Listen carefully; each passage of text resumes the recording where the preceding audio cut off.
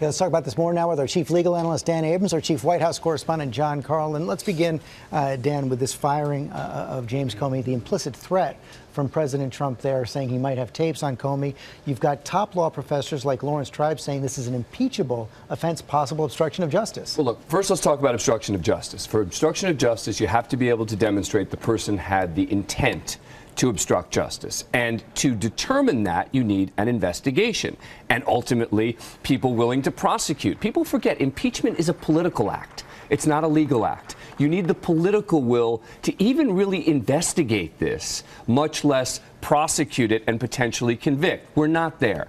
The bottom line is people will say, but wait a second, look at what's happened. Look at what's happened. And the response has got to be, you still need someone, even if you believe that it's improper, even if someone believes it's obstruction, you need to be able to prove it in some way, shape, or form. You need to be able to prove intent, and I don't think we're there. Piece of evidence could be these tapes if they exist. Well, that's right. But keep in mind, first of all, it's legal to tape in Washington, D.C. One-party consent in Washington. Florida, Mar-a-Lago might be a different story. Look, if these tapes exist, could that be possible evidence? Yeah.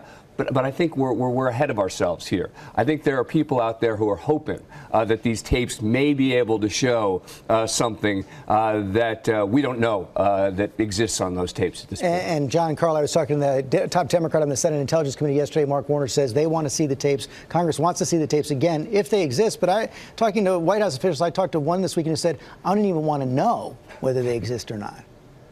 Well, I'll tell you, a number of people close to Donald Trump who speak with him frequently believe that their conversations are being recorded.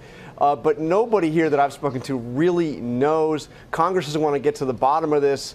But, George, we do know that Donald Trump in the past, in his Trump Tower days, did, at least from time to time, tape his conversations. Yeah, the Wall Street Journal talking to 3 of his former executives this morning on that. Meanwhile, in the search for a new FBI director, the president says he wants to try to get this done before he leaves on that big foreign trip on Friday. We saw the people that have been interviewed with Pierre Thomas, but you said there's some speculation about names not on the list. Yeah, and it's incredible. That's 11 people that Pierre Thomas went through that they're talking to. I believe it's quite possible it's somebody beyond the list. One intriguing possibility is the former FBI Director Robert Mueller. He spent 12 years as FBI Director and would be pretty much a slam dunk for Senate confirmation. Okay, Jon Karl, thanks very much. Dan Abrams, thank you.